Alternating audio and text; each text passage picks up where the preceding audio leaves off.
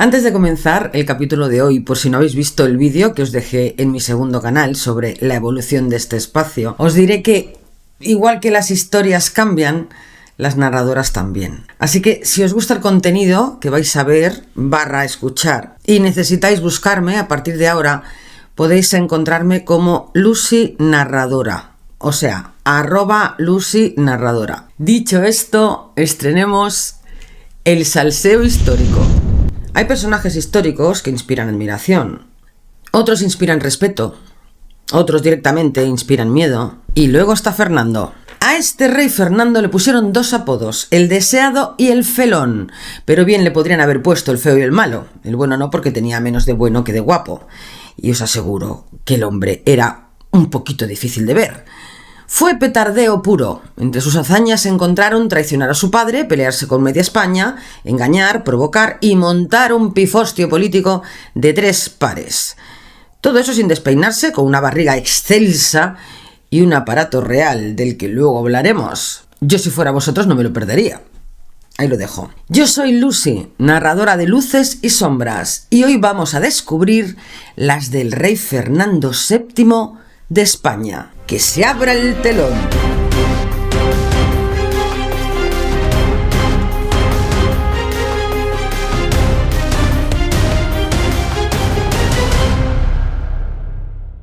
Pensabas que iba a dejar la pipa, ¿eh? Aquí la tengo.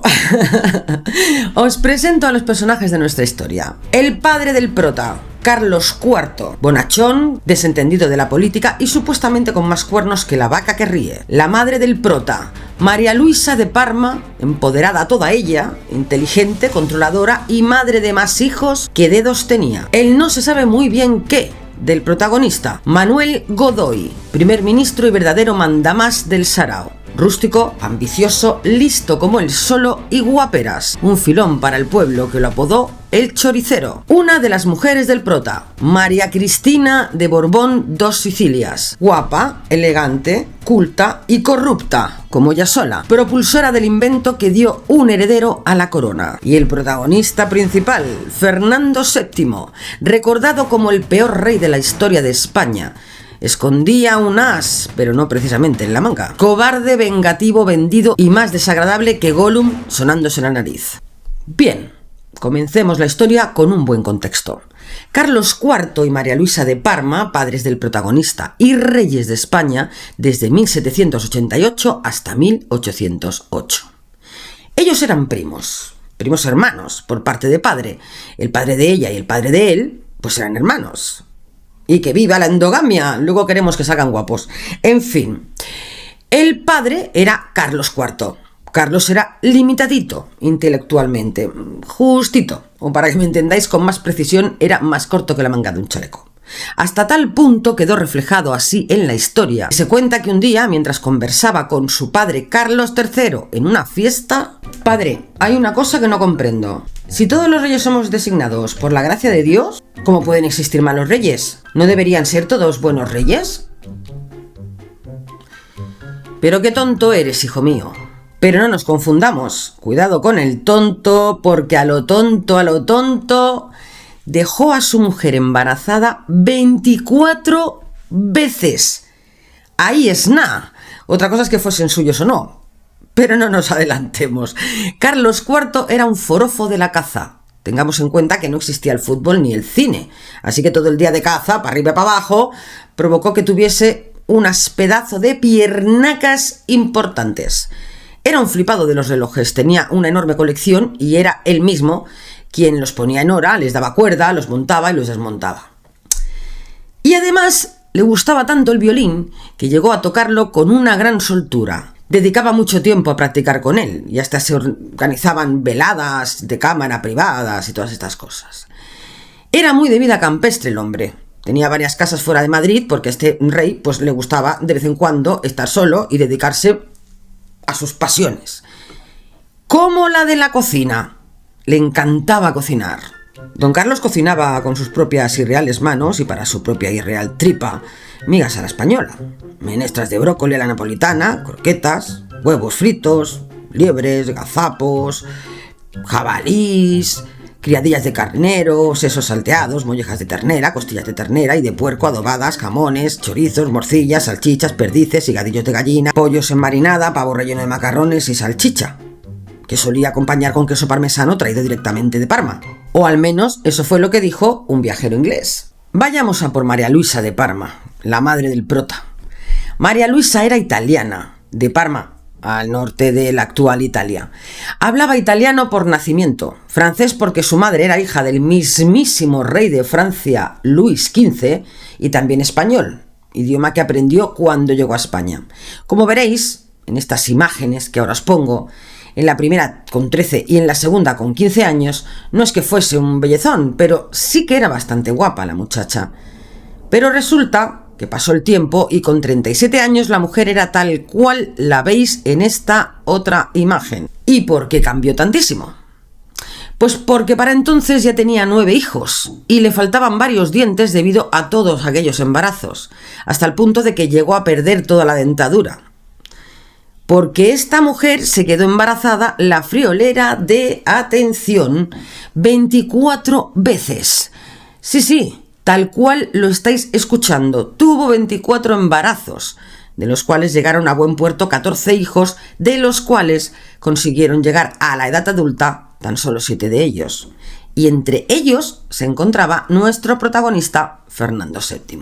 Respecto al carácter y curiosidades de María Luisa, al llegar a España se enamoró de un bellísimo instrumento, la guitarra, y quedó tan prendada de ella que incluso aprendió a tocarla. Y se le atribuyen varios amantes, aparte del que después os hablaré, que fue el más importante. He llegado a leer que se la tildaba incluso de ninfómana. ¡Qué fuerte! No sé si esto era real o no era real, porque aquí hay que tener en cuenta un dato importante. La reina era de lo más impopular entre el pueblo y la aristocracia. A la gente no le caía nada bien. Y si a eso le sumas que se llevaba fatal con la duquesa de Alba y la duquesa de Osuna, pues ¿para qué quieres más, Tomás? Pero es que aparte de eso hubo un rumor mucho más turbio y oscuro alrededor de esta mujer. Mucho, pero muchísimo. Aunque lo dejo para más tarde, que no me quiero adelantar. Por cierto, no sé qué os va pareciendo la historia que os estoy narrando hoy. Dejármelo en los comentarios, que ya sabéis que siempre los leo todos. Aunque bueno, últimamente no tengo ya tanto tiempo para contestaros, porque ya son 2 canales, en fin. Ruego que me perdonéis. Pero continuemos. Durante la investigación me topé con un dato muy curioso que define bastante bien cómo era aquella vida de la realeza. Hubo una vez que los reyes viajaron con 7 de sus hijos a Barcelona. Hablamos de 1802, o sea, que fueron con los hijos que llegaron a su edad adulta porque el resto de hijos pues no lo había conseguido.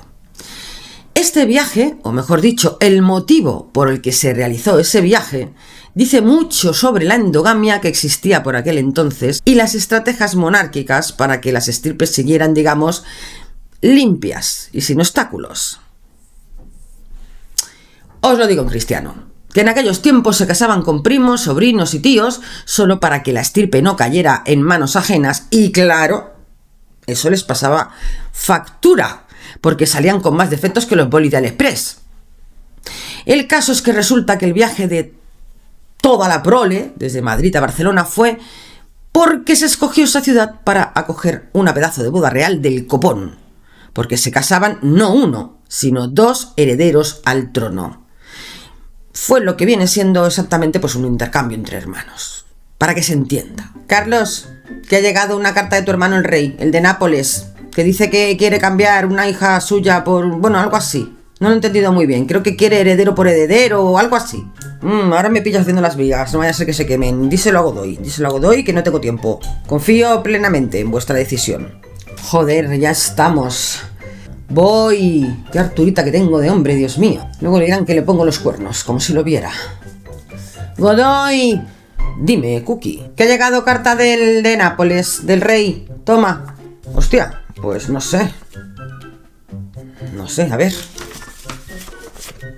Cookie, no sé. Yo esto no lo veo, ¿eh?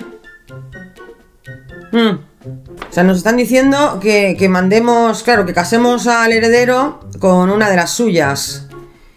Pues lo mismo le tenemos que decir... No sé. ¿Que hacemos intercambio? Que entonces también el heredero suyo, porque se casa con una de las nuestras, ¿no? ¿O qué? ¿Cómo lo ves? Ay, mira, yo qué sé. Yo con tal que hagamos un bodorrio como Dios manda, me da lo mismo. Y así fue.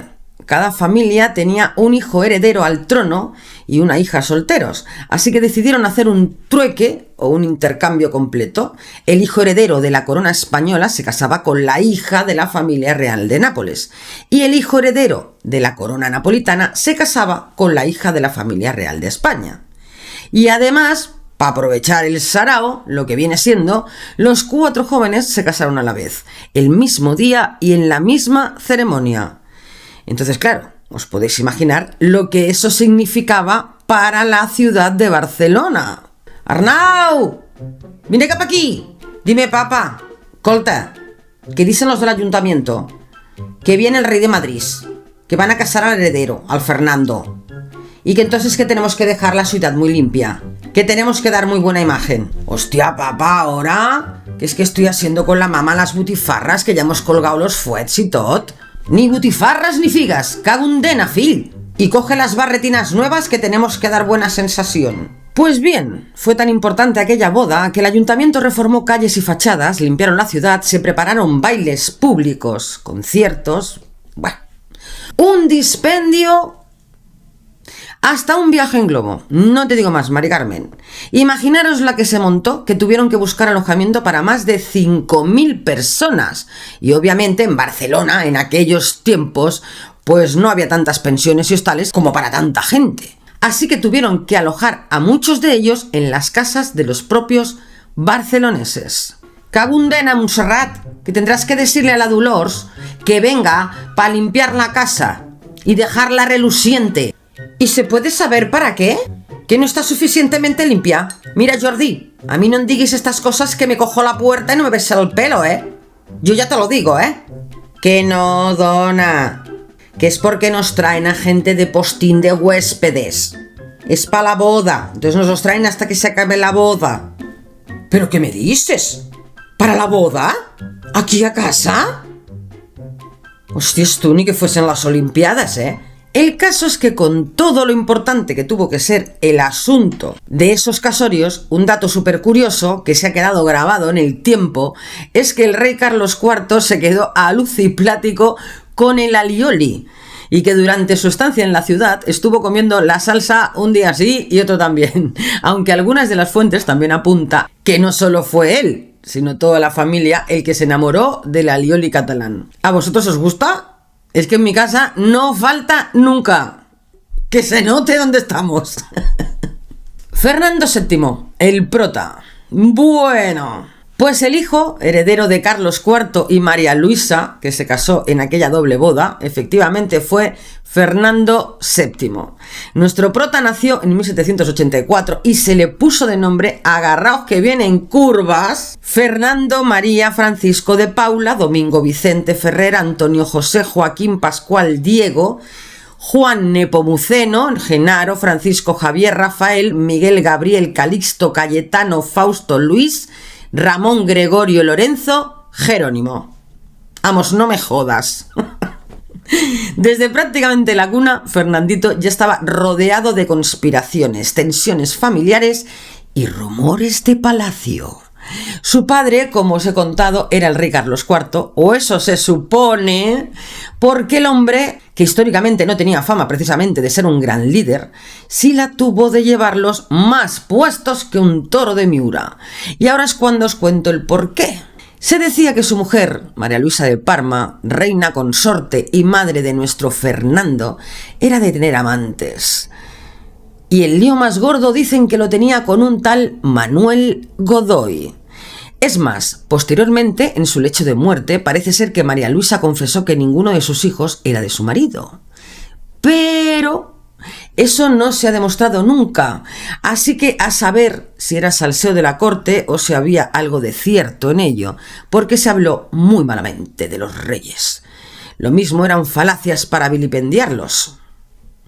Y la cosa incluso va más allá, porque también hubo lenguas que insinuaron que ahí le profesaban amor a Godoy Los dos, tanto María Luisa como Carlos.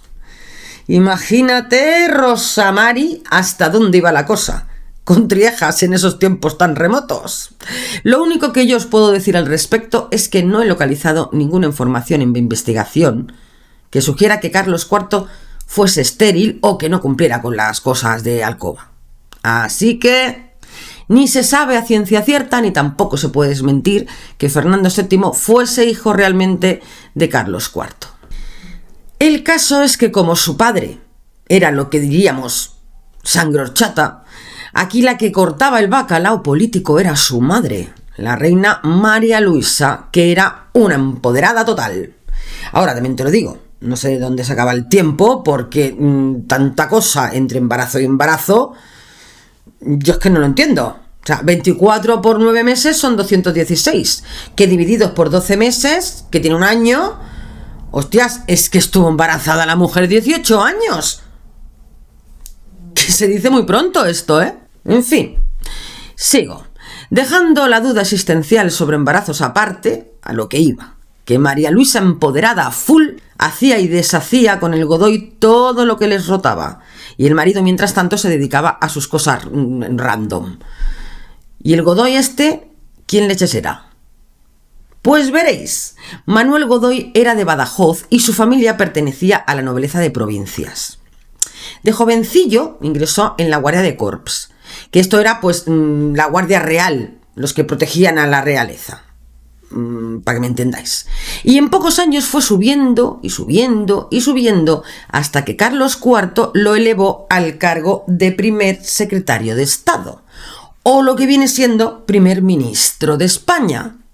Esa ascensión tan llamativa fue gracias a los propios reyes, y ahí fue cuando media España comenzó con el salseo, porque ese ascenso así tan meteórico pues les hacía sospechar.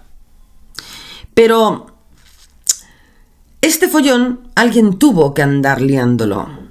Alguien que fuese contando los chismes de palacio a diestro y siniestro para que la gente hablase. Pues sí, había una maquiavélica y estratégica cabeza pensante detrás de este chismerío. Pero los reyes y Godoy no lo sabían. Ni por asomo hubieran pensado quién era. Pues efectivamente, como seguro que os estáis imaginando, ese ser retorcido era Fernando, nuestro protagonista. Fernando creció desarrollando un carácter complicadito, muy desconfiado, resentido y sobre todo obsesionado con el poder, especialmente con quitar de en medio al Godoy, porque Fernando veía en él todo lo que odiaba. La influencia sobre sus padres, el poder dentro del palacio y probablemente la humillación pública de su propia familia. Y le cogió una tirria. Pero una tirria, imaginaros si era así, que mientras otros príncipes hacían cosas pues de príncipes, Fernando se dedicó a organizar grupos anti-Godoy en la sombra. Literalmente conspiraba contra el favorito real siendo un chaval. Vamos, el niño salió más rebelde que el Joffrey de Juego de Tronos. Pero es que encima no quería solo librarse de Godoy, no. Él lo que quería era que su padre se fuese del trono y sentarse él, pero ya. Lo que yo os decía, a lo Joffrey total, pero con nombre castellano, más moreno y menos guapo. Y aquí es donde empieza el auténtico desastre. Porque se lió una...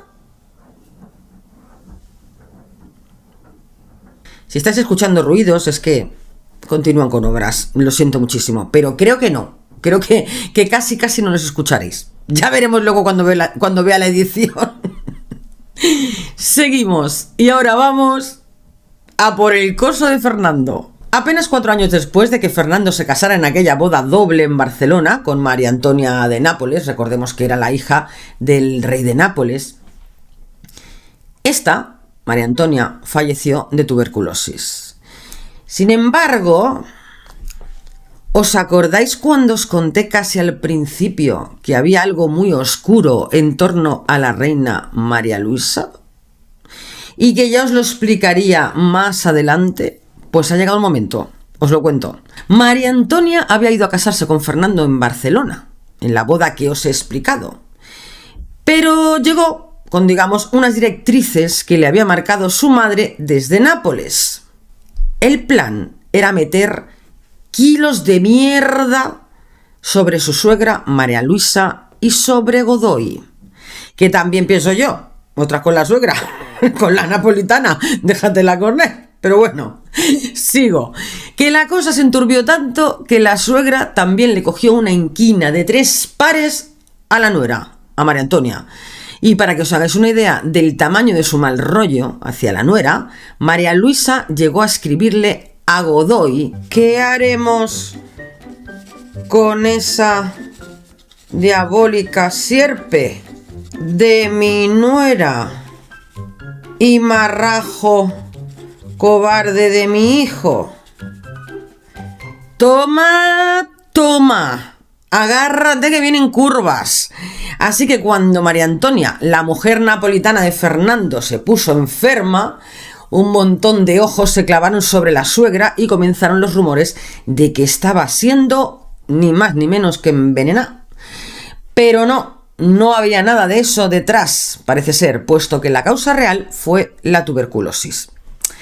Y a todo esto, que aún no os he contado, el secreto mejor guardado de Fernando. Un secreto tan hermético que lo guardaba en sus pantalones. Pues sí, lo que tenía ese hombre ahí era un chupachús, pero descomunal. Pero tanto que provocó el pavor de cuantas esposas tuvo, porque después de María Antonia vinieron más. Esposas digo, ¿eh? El caso es que Fernando tenía una malformación congénita llamada macrosomía genital. Para que os hagáis una idea del por qué digo que era como un chupachups descomunal, un escritor francés llamado Prosper Mérimée, creo que se dice así, lo describió como fino como una barra de lacre en la base y tan gordo como el puño en su extremidad, además tan largo como un taco de billar. Yo no sé de dónde se sacó una descripción tan precisa, el Mérimée. No me lo pregunto, la verdad, pero lo que sí que me pregunto es ¿cómo podía andar ese hombre, el rey, con semejante coso? Por favor. Dejando de lado el coso, demos un pequeño brinco temporal hasta el año 1808. Habían pasado casi 2 años desde que Fernando quedase viudo y tenía 24 años. En este punto aparece en escena el francés Napoleón Bonaparte. ¡Hostias, Pedrín, la que se venía pa' España!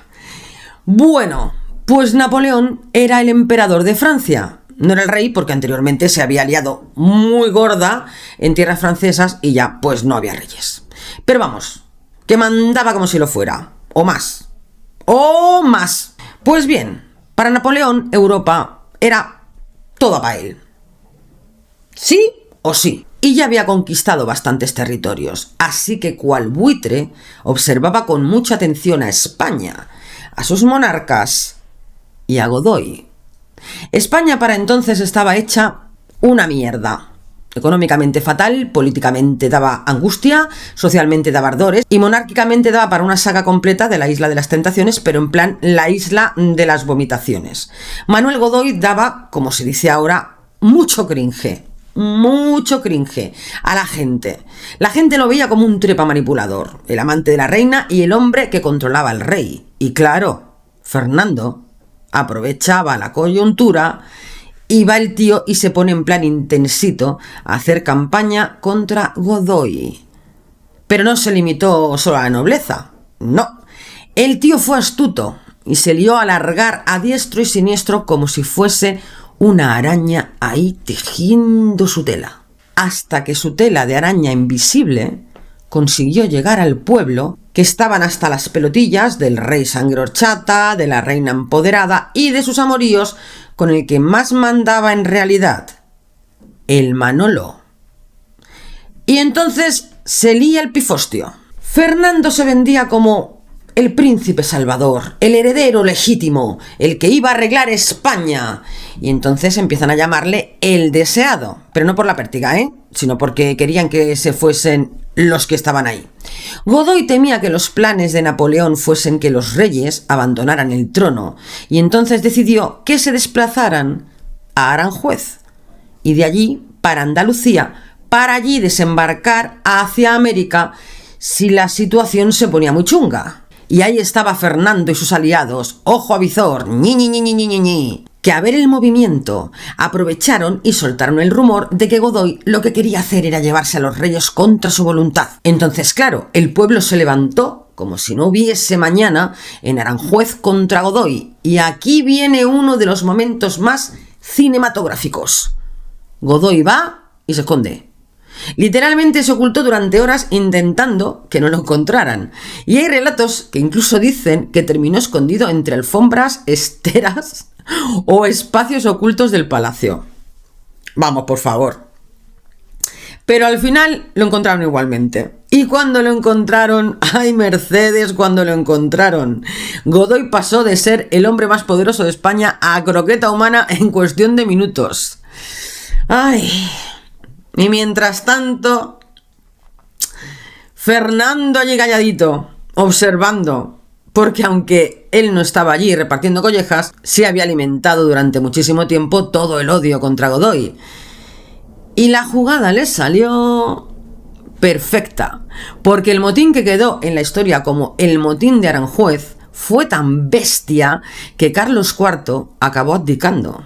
Sí, el hijo consiguió que el padre dejara el trono de España. Así, sin anestesia y con apenas 24 años, Fernando VII se convirtió en rey de España.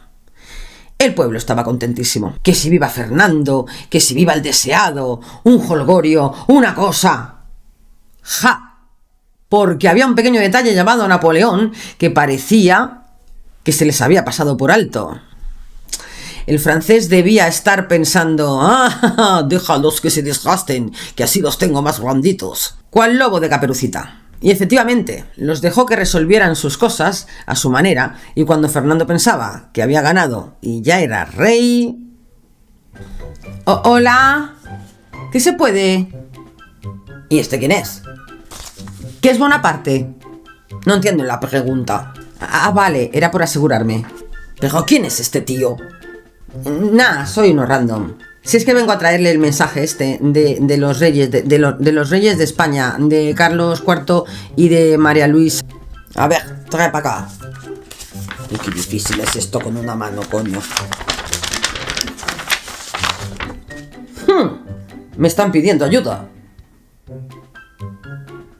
¡Qué bien! Pues que se vengan para Bayona, que aquí los espero.